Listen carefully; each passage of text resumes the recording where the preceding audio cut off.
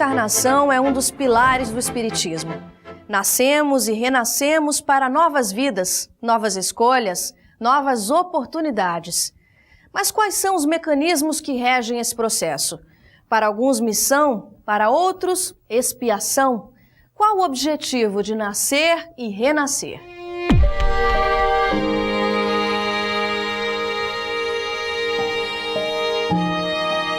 A reencarnação, ela é uma lei da natureza como é a gravidade. Faz parte mais de 2/3 do mundo.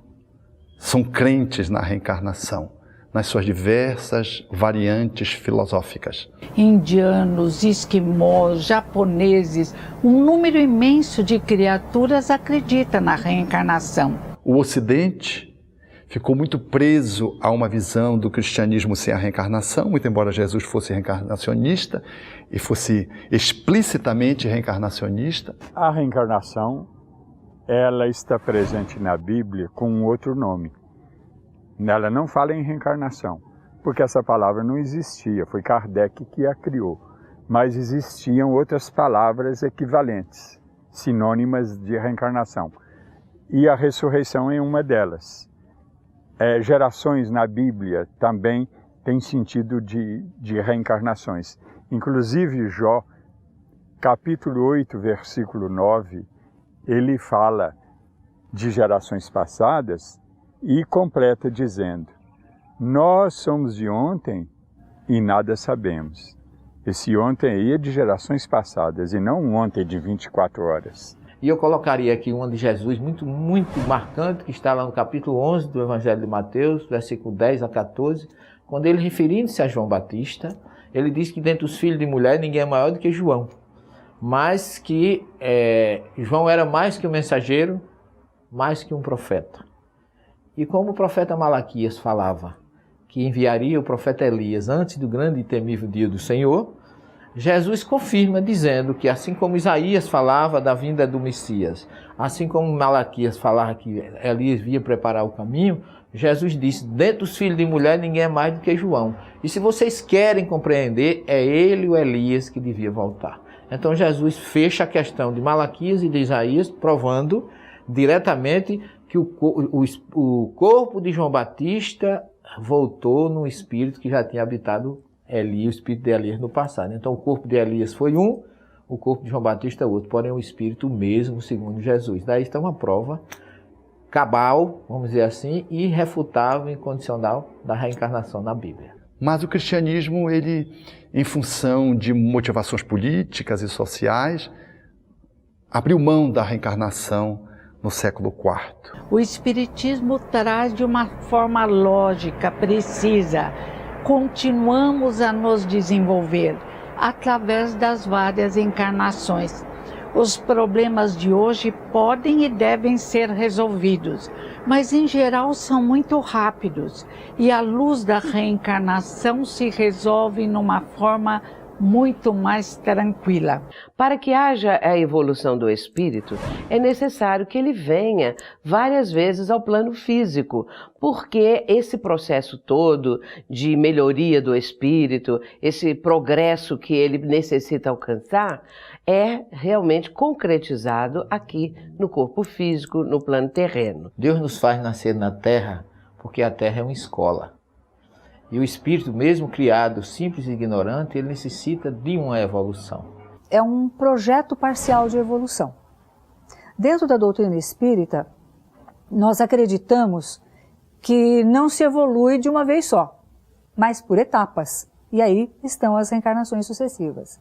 Como nós não podemos aprender tudo de uma vez, as pessoas reencarnam com um projeto reencarnatório, objetivo, e que inclui alguns itens. Afinal, é para uma existência de 70, 80, 100 anos, não é um projeto de 1 milhão de anos. Então, são questões muito objetivas. Mas a justiça divina, é claro que ela é perfeita. Às vezes as pessoas que estão aqui no campo físico se sentem injustiçadas, creem que estão sofrendo porque há um Deus injusto, um Deus cruel, um Deus que não está nem aí para os problemas humanos. é porque essas pessoas não têm realmente uma compreensão acerca do próprio Criador. Mas o amor divino, ele só se concretiza quando nós entendemos a reencarnação. A reencarnação, ela abre um espaço para que se compreenda a dinâmica existencial que não se justifica no intervalo do berço e do túmulo.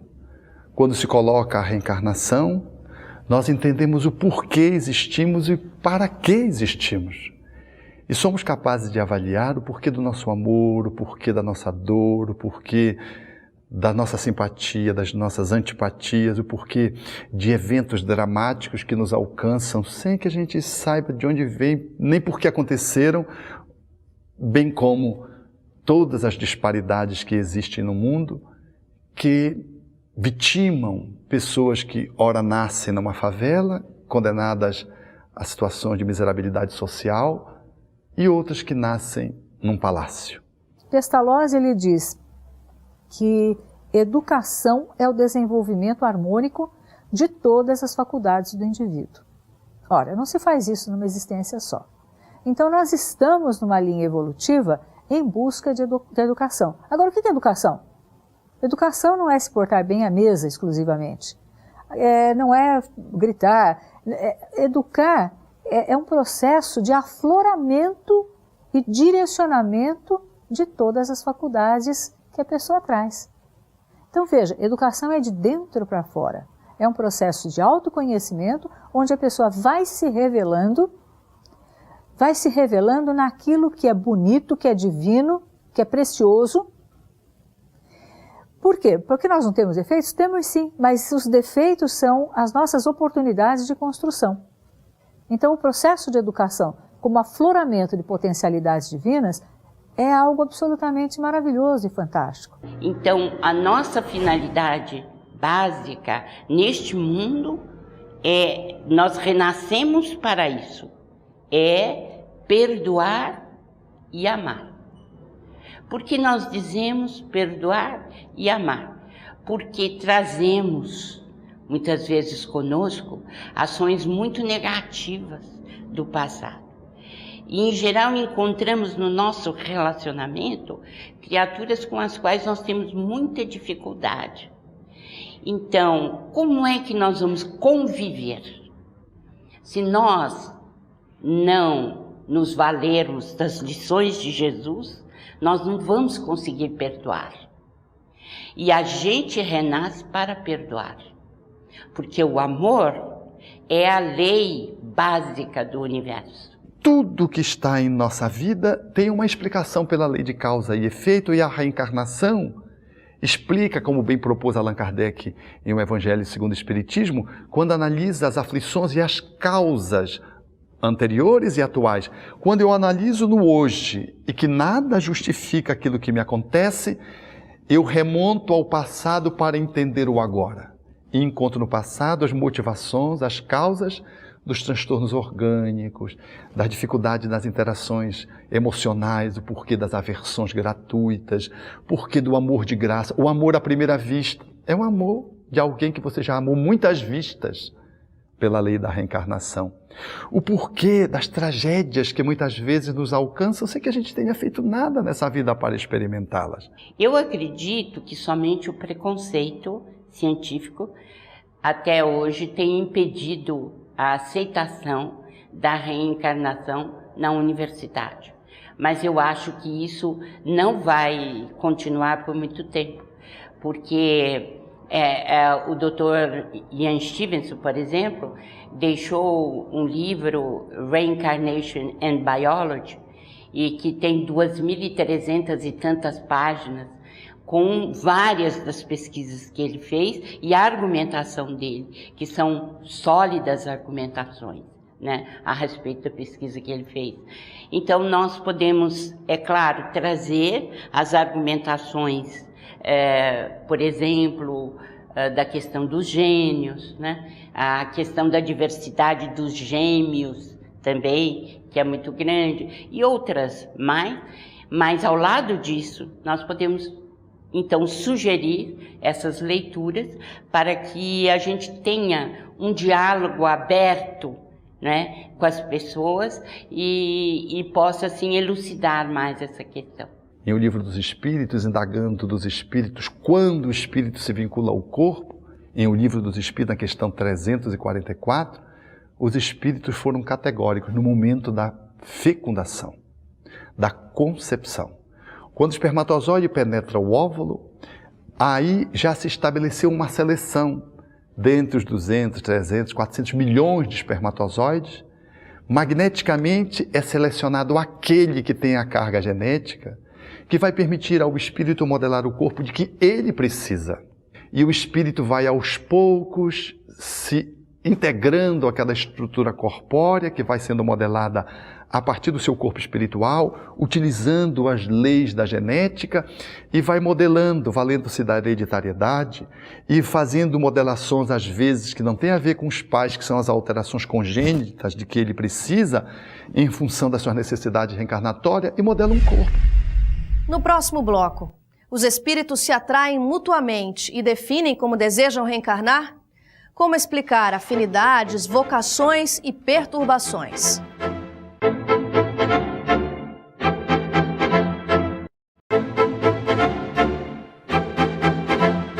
Antes de reencarnar, escolhemos as provas que devemos passar para o nosso crescimento? Fazemos escolhas por conta própria? E por que não lembramos das vidas passadas quando encarnamos?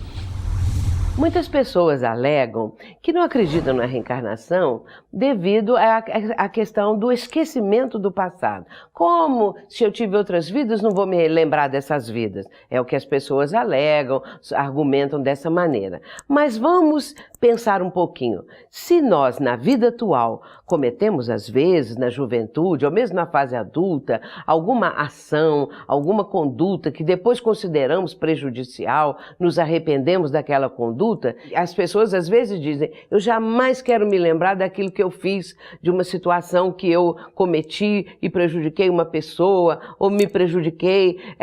De repente nós não queremos pensar mais naquilo. Imaginemos o que seria ter a lembrança de crimes que cometemos, de ações danosas que fizemos para pessoas que depois descobrimos que amamos, que são ligadas a nós, que são entes queridos. Nós não gostaríamos de, na vida atual, relembrar essas coisas do passado, mesmo porque a lembrança impossibilitaria a que nós agora retomássemos o convívio de uma forma harmoniosa, de uma forma mais tranquila e, sobretudo, enriquecendo com as presenças daqueles a quem prejudicamos no ontem e que hoje fazem parte, muitas vezes, do nosso círculo familiar. Nem sempre o espírito ele tem a autonomia e superioridade para definir o tempo, como e quando ele vai reencarnar.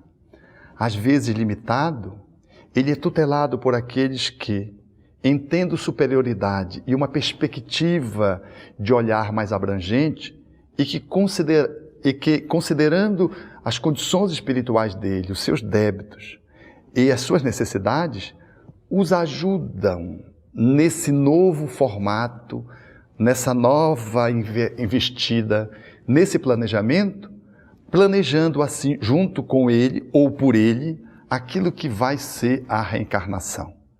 Mas, quando temos lucidez, temos possibilidades, nós discutimos esse projeto de viagem, porque a reencarnação é uma viagem no corpo. E às vezes fazemos reivindicações que são nos concedidas ou não, e para isso os nossos tutores nos ajudam nesse planejamento como verdadeiros engenheiros espirituais, arquitetos reencarnatórios, que nos ajudam a planejar o corpo, a família, a repensar muitas vezes o matrimônio, às vezes o casamento está dentro de um planejamento, aqueles que vamos receber como os filhos. E isso tudo como um plano, não como uma determinação rigorosa. Porque a lei de amor, ela tem uma flexibilidade. E nós vamos podendo alterá-la para pior ou para melhor, de conformidade com o curso da reencarnação, na medida em que fazemos novas escolhas, mais positivas e grandiosas, capazes de redimensionar a nossa reencarnação planejada para melhor. Ou, às vezes, e infelizmente, somos aqueles que fazemos escolhas tão pobres, tão limitantes, que nós empobrecemos o nosso planejamento reencarnatório, limitamos o nosso aproveitamento E às vezes, aquilo que poderia ter sido uma reencarnação grandiosa, ela ficou pequena, obscura. No estado espiritual, nós não aprenderíamos tudo que a vida corpórea na Terra nos enseja, não só na Terra, como em outros mundos habitados. Nós somos instrumentos divinos. Temos que cumprir a nossa função de exercermos a atividade que Deus nos designou neste universo maravilhoso criado por Ele, e quando fazemos isso, ao mesmo tempo, nós ganhamos um salário divino, que é o nosso desenvolvimento intelectual e moral. Não poderíamos ficar sempre em espírito porque não teríamos progresso. Nós não alcançaríamos aquele patamar para o qual Deus nos criou. Felicidade, perfeição. Há um dito popular que diz: eu não pedi para nascer. Na verdade, não pedimos mesmo, imploramos, porque o espírito na vida espiritual avalia suas dificuldades e solicita uma nova oportunidade para refazer os seus caminhos. Quando nós estamos no mundo espiritual, nós temos a noção do grande débito que nós temos para com as leis divinas. E aí, realmente pedimos para nascer. E às vezes, até mesmo numa condição difícil. É como se começasse do zero, mas ele pede uma oportunidade para renovar os seus próprios caminhos. Kardec fala no Livro dos Espíritos, André Luiz fala nas suas obras, que o espírito tem que voltar aonde ele tem o débito adquirido para recomeçar e evoluir. Daí porque na condição de espírito nós teríamos estagnado e não conseguiríamos mais evoluir, segundo o mestre leonês Allan Kardec, no Livro dos Espíritos, no capítulo sobre reencarnação. Daí a necessidade premente da gente ir e da gente voltar.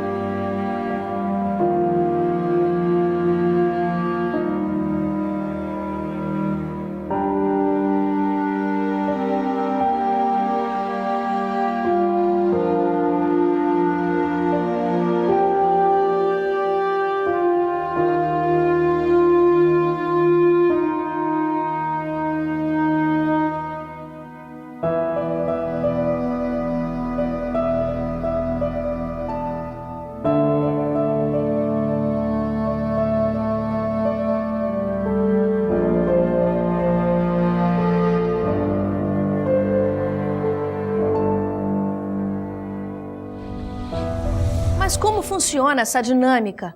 Familiares podem reencarnar juntos ou separados? Trazemos tendências, vocações e deficiências herdadas de outras vidas? O espírito que às vezes desencarna não está no objetivo dele renascer novamente como nosso filho.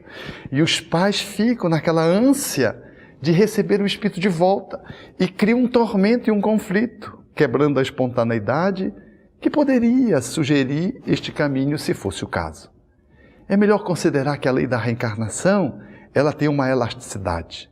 Às vezes aquele espírito cumpriu o seu papel, o seu objetivo, e segue adiante para reencontrar você, às vezes, no outro país, numa outra conjugação familiar, porque nós sempre caminhamos em grupo. É mencionado em O Livro dos Espíritos e também em O Evangelho segundo o Espiritismo o quanto a reencarnação fortalece os laços de família, porque muitas vezes grupos de pessoas, de espíritos familiares que têm uma afinidade, renascem aqui no plano terreno para cumprir uma determinada finalidade, alguma contribuição positiva em favor da humanidade, e esses espíritos podem retornar juntos. Isso acontece algumas vezes. Outra questão interessante são as questões viáveis e possíveis para aquela reencarnação. Vamos imaginar que eu tenho que reencontrar ou ter como meu filho alguém com quem eu tive um grave desentendimento numa existência anterior. Ou alguém que tenha sido uma pessoa nociva no meu âmbito profissional, familiar. Será que eu já estou pronta para conviver, viver o perdão? Será que eu estou pronta para acolher como filho Às vezes, nesse passado, erramos. E há possibilidade de vir como filho, de vir como neto, ou, no caso do espírito ainda não aceitar, de ser preparado e numa outra encarnação os laços se refazem, os ódios se dissipam. O belíssimo fato da reencarnação é isso: não existe remédio sem cura. Como explicar para um pai que o seu filho nasce com hidrocefalia e o do vizinho nasceu normal? Como explicar por que um nasce com anencefalia, uma parte do encéfalo faltando, e o outro e outros tantos nascem normal? Pelo que é esse processo congênito? O que faz esse processo congênito nos alcançar? E o Espiritismo, então, vem desvendar esse mundo espiritual e mostrar da importância tanto da nossa existência, não é? Que nós estamos desenvolvendo os nossos potenciais, como a vida extrafísica é a verdadeira vida. A nossa vida atual é um meio, não é um fim em si mesmo. Nós somos espíritos, filhos do Pai do Céu, portanto nós todos somos irmãos e com isso nós fazemos parte da grande família universal. Pode parecer assim uma coisa tão difícil de ser concretizada, tão longínqua, entretanto não é assim. Nós sempre estamos fazendo com que esses laços que são universais possam se enlastecer, possam progredir cada vez mais, porque no ir e vir das reencarnações nós vamos formando outros núcleos familiares, nós vamos aprendendo a amar outros espíritos que vão chegando, e esse amor pode ser até mais intenso do que aqueles que nós tínhamos em outra vivência. E assim vamos nessa jornada evolutiva que não cessa jamais, fortalecendo sempre os laços de família universal. É preciso compreender a reencarnação, senão teremos muita dificuldade de conciliar a visão de que Deus é bom e compreender a sua misericórdia, a sua providência e a sua perfeição. A seguir, como a reencarnação pode ser uma oportunidade de crescimento, como superar traumas e questões de vidas passadas com a ajuda da doutrina espírita.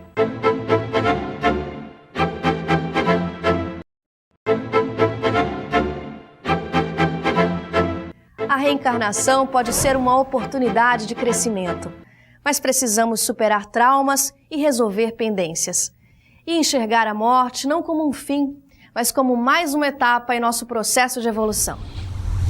O Espiritismo é uma doutrina reencarnacionista que, numa admirável síntese filosófica, se expressa no nascer, morrer, renascer e progredir sempre, tal é a lei. Deus nos faz reencarnar na Terra porque é o lugar melhor para o nosso desenvolvimento intelectual e moral. Nós precisamos das experiências na Terra, onde nós somos um instrumento da sabedoria divina, agindo neste planeta, sobre a Terra, a natureza, e ao mesmo tempo retirando para nós esse desenvolvimento espiritual. Nesses processos reencarnatórios, aquilo que o espírito não consegue realizar numa das suas reencarnações, ele terá oportunidades para conseguir alcançar isto nas vidas subsequentes, naquelas que virão. E é interessante entender também que cada espírito vai ter experiências diversas em sucessivas vivências, nas suas várias vidas, e para que ele possa, então, desenvolver o conjunto das aptidões que ele apresenta. Com o objetivo de aprendizado. Numa reencarnação expiatória, quando eu revejo um assunto, um conteúdo mal aprendido. Numa reencarnação provacional, quando eu aproveito experiências e vou crescendo e vou aprendendo, ou numa reencarnação missionária, quando eu venho para ajudar um filho, para ajudar uma comunidade, para ajudar um grupo de pessoas, para ajudar a ciência, para ajudar a literatura, trazendo uma grande contribuição com o meu saber já posto e reencarno, trazendo uma genialidade para uma determinada área e contribuo socialmente com a humanidade pela lei da reencarnação, trazendo esse conteúdo que já estava sabido dentro de mim mesmo. É claro que se ele semeou dificuldades, crimes, maldades, ele vai colher o que ele plantou. Se ele semeou bondade, amor, fraternidade, ele também vai colher aquilo que faz jus, aquilo que é justo. Portanto, a justiça divina vai dar a cada um de nós essas oportunidades todas.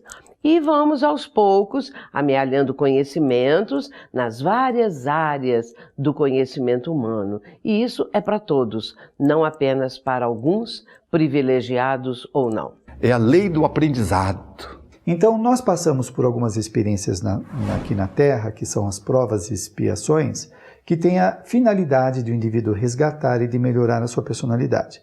Só que nós confundimos a nossa vida como um fim em si mesmo.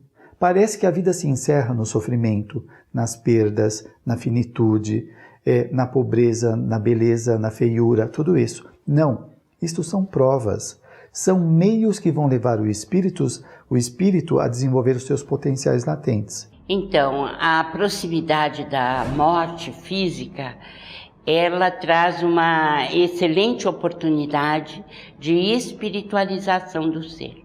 Seria interessante não apenas falar dessa outra vida que se estende além desta aqui, mas igualmente da oportunidade de renovação, né, que muitas vezes a gente tem através da reencarnação. E daí para frente, caminhando cada vez mais, o espírito vai apoiado em tudo que ele já vivenciou, que ele conquistou, dando cada vez mais saltos qualitativos na sua jornada evolutiva. E principalmente quando a gente está se aproximando dessa fase terminal, é preciso que a gente tenha muita paciência, né? E que a gente tenha fé em Deus para suportar tudo aquilo que tem de passar no final da existência terrena. Agora, com 71 anos, ao ver o desgaste do corpo físico, se eu não tivesse certeza da minha reencarnação, eu ficaria muito aborrecida. Simone de Beauvoir, que não acreditava em nada, ela diz: viver para quê? Amigos, música, para quê? Se morre, tudo se desfaz. Abençoada a hora em que a reencarnação surge como um sol em nossas vidas. Continuarei amanhã, num novo corpo com novas possibilidades, até chegar ao aprimoramento pleno. No nosso site, todos os programas anteriores estão disponíveis para você ver ou rever. Acesse também a nossa página no Facebook e fique por dentro das novidades. Nos vemos no próximo Transição.